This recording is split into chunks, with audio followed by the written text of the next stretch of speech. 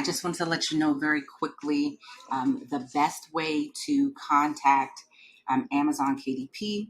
You're just going to go here, type in contact Amazon KDP. Once it comes up, you're going to click on the main website.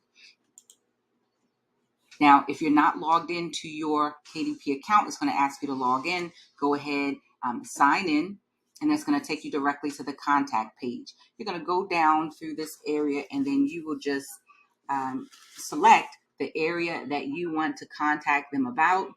And then you can just say from there, then click on Amazon store and product details. Go ahead and click on update Amazon categories. And then down here, you're just going to follow the directions.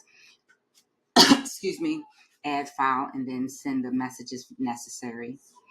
Now, it is possible to contact them so that you can get somebody on the phone.